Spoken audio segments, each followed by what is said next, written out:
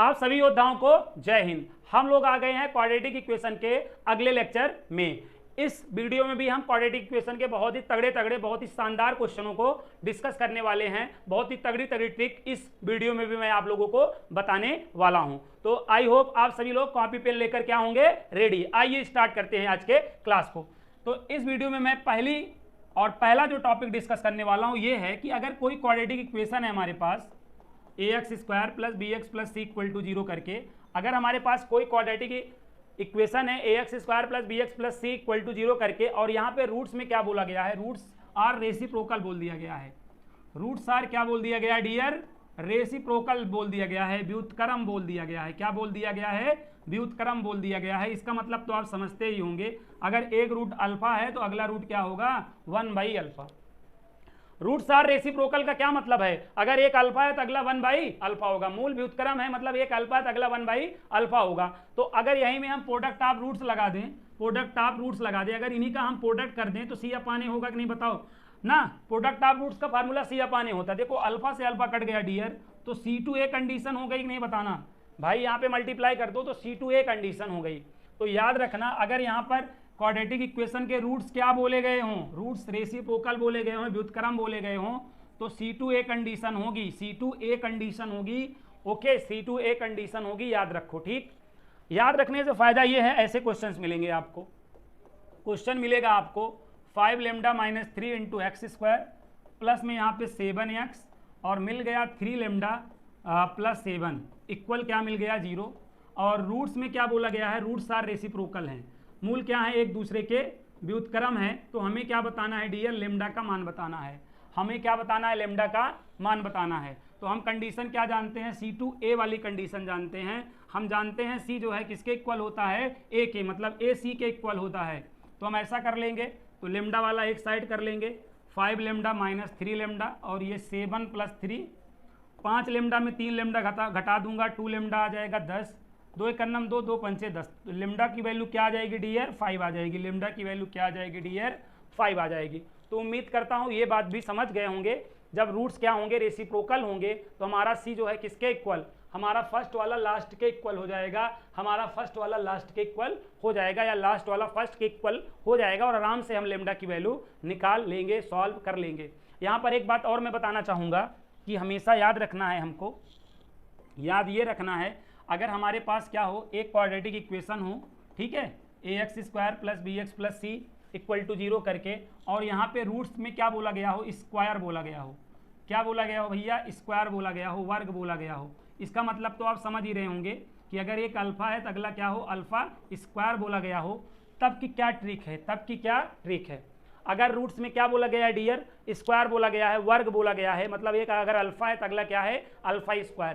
तब आपको क्या याद रखना है, a²c, क्या याद रखना है, a²c, प्लस लगा के पलट देना है, प्लस लगा के पलट देना है, मतलब c²a, और प्लस में क्या कर देना है, b³।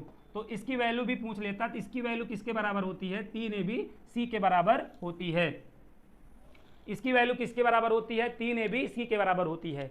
तो याद रखना, अगर हमारे पास कोई क्वाड्रेटिक इक्वेशन है और उसका रूट्स में क्या है, स्क्वायर है ना, पहला मूल दूसरे मूल का क्या है, वर्ग, first root is square of second root अगर बोला गया है, मतलब एक अल्फा है, अगर अगला क्या है, α² है, तो हमारी कंडीशन क्या बनेगी डियर, a²c प्लस में c²a प्लस में b³ इक्वल क्या हो जाएगा, 3abc हो जाएगा, इक्वल 3abc हो जाएगा। ओके, अब यहाँ पर एक क्वेश्चन आप लोगों के माइंड में बन रहा होगा कि यहाँ पे अभी स्क्वायर बोला है, अगर क्यूब हो जाए तब क्या होगा, पावर 4 हो जाए तब क्या होगा, पावर 10 हो जाए तब क्या होगा। तो घबराने की बात नहीं है, मैं पावर n पे ही बता दे रहा हूँ, पावर n पर ही बता दे रहा हूँ, तो सारी समस्या का समाधान ही हो जाएगा। मतलब अगर हमारे पास क्वाड्रेटिक इक्वेशन है, ठीक है, और रूट्स में आपको क्या बोला गया है कि भाई एक अल्फा है और अगला क्या है, अल्फा की पावर n, तो इस पे कंडीशन क्या होगी डियर, इस पे कंडीशन ये होगी, इस पे कंडीशन होती है a⁴n ना, a⁴n × c की होल की पावर 1/n + 1, और यही को पलट दो अब, c⁴n × a की होल की पावर 1/n + 1 इक्वल टू क्या होता है, -b होता है, इक्वल टू क्या होता है, -b होता है। इस चीज़ को आप लोग यहाँ पर क्या कर सकते हो, ध्यान में रख सकते हो। ठीक है, एक बहुत ही तगड़ा क्वेश्चन मैं आप लोगों के साथ डिस्कस करने वाला हूँ, और वो क्वेश्चन ये है डियर, क्या है कि 3x² plus px plus q। NDA का प्रीवियस ईयर का क्वेश्चन है डियर, क्या है प्रीवियस ईयर का क्वेश्चन है। यहाँ पर 3 है, यहाँ पर क्या है 3 है इक्वल टू 0। यहाँ पे मूल क्या है, एक दूसरे का वर्ग है, मतलब स्क्वायर बोला गया है।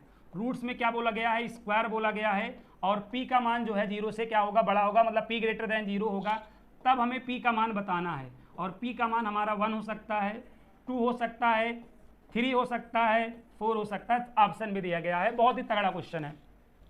तो यहाँ पर अगर एक अल्फा है तो अगला क्या है, अल्फा स्क्वायर। तो कंडीशन हमारे माइंड में है, हमारे माइंड में ये फार्मूला है a² c plus c² a plus b³ equal to 3abc। यहीं में वैल्यू रख देना है। ये आपका a है, ये आपका b है और ये आपका c है, रख दो। a² तो देखो 3 का स्क्वायर 9 हो जाएगा, c का मान 3 है, c का मान 3 है, स्क्वायर करोगे 9 आएगा, a का मान 3 है, b का मान p है तो p³ हो जाएगा, 3 गुणे a का मान 3 और b का मान p और c का मान 3। तो यहाँ डियर 27 हो गया, यहाँ भी 27 हो गया, बगल में p³ हो गया और यहाँ पे 27p हो गया। एक काम करो 27 का डिवाइड कर दो, 27 का डिवाइड करोगे यहाँ 1 और यहाँ पे p³ बटे में 27 हो जाएगा, 27 बटे 27 तो p ही हो जाएगा। तो देखो p³ प्लस 27 और प्लस में 2 इक्वल टू p। यहाँ के बाद भी बहुत सारे बच्चे सॉल्व करने लगते हैं, जो कि सॉल्व नहीं करना है। p का ऑप्शन क्या होगा, p की वैल्यू ऑप्शन होगी कि नहीं बताओ, p की वैल्यू ऑप्शन होगी ना, तो जो ऑप्शन सेटिस्फाई कर दे तो c वाला ऑप्शन सेटिस्फाई करेगा। भाई p का मान 3 रखो, तो यहाँ पे 27 और बटे में 27, 27 से 27 कट गया, 1 और 2 3 हो गया और p का मान यहाँ पे 3 रखे ही थे, तो 3 इक्वल 3, तो यहाँ पे c का मान क्या आ जाएगा, 27 आ जाएगा। ठीक है, तो तगड़ा क्वेश्चन था, उम्मीद करता हूँ समझ पाए होंगे। और एक लास्ट कॉन्सेप्ट इसी में समझ लो, एक लास्ट कॉन्सेप्ट इसी में समझ लो। अगर हमारे पास क्या है, एक क्वाड्रेटिक इक्वेशन है और इसके रूट्स क्या हैं, जैसे एक क्या है अल्फा -1 और अपान अल्फा। अब अगला वाला कैसे मिलेगा, अगला वाला रूट्स कैसे मिलेगा, ऊपर नीचे एक एक ऐड कर दो, ऊपर नीचे एक एक ऐड कर दो। ऊपर एक ऐड करोगे तो -1 से +1 कट जाएगा अल्फा, और नीचे एक ऐड करोगे अल्फा +1। तब हमेशा याद रखना, आपसे कहेगा बताओ a + b + c का होल स्क्वायर किसके इक्वल होगा, तो हमेशा याद रखना b² - 4ac के इक्वल होगा। किसके, b² - 4ac के इक्वल होगा। समझ में नहीं आया होगा, टेंशन की बात नहीं है, टेंशन जाएगा पेंशन लेने। ये आपके पास क्या कोई क्वाड्रेटिक इक्वेशन है, कह दो हाँ। अब इसका एक रूट क्या है, α+1 और अपान में α+2। अब अगला वाला कैसे प्राप्त हुआ हो, अगला वाला कैसे प्राप्त हुआ हो, एक एक ऐड करके, ऊपर नीचे एक एक ऐड करो, ऊपर एक ऐड करोगे 2 हो जाएगा, नीचे एक ऐड करोगे 3 हो जाएगा। अब यहाँ पर क्या बोलेगा, कहेगा बताओ a + b + c का होल स्क्वायर किसके इक्वल होगा, तो आपको कह देना है b² - 4ac के इक्वल होगा। ठीक है, समझ पाए होंगे, नहीं समझ पाए हैं तो एक बार फिर से समझिए, लास्ट चांस आपको दिया जा रहा है। ये क्वाड्रेटिक इक्वेशन है ना, इसका एक रूट क्या है k+2 और अपान में k+3 है। अगला वाला कैसे प्राप्त होना चाहिए, एक एक ऊपर नीचे जोड़ने पर, एक एक ऊपर नीचे जोड़ने पर, मतलब k+3 और अपान में k+4। अब हमें क्या कह रहा है, अब हमें कह रहा है कि a + b + c का होल स्क्वायर बताओ, क्वेश्चन मार्क। तो हम क्या बताएंगे, b² - 4ac बताएंगे। उम्मीद करता हूं इस वीडियो में भी जो आपको जानकारी दी गई बहुत ही महत्वपूर्ण जानकारी थी, उसको आपने समझा होगा। ठीक है, और अन्य लोगों के साथ भी ये जानकारी आप लोग क्या करेंगे, शेयर करेंगे। तो मिलता हूं अगले वीडियो में, तब तक के लिए आप सभी को जय हिंद, जय भारत।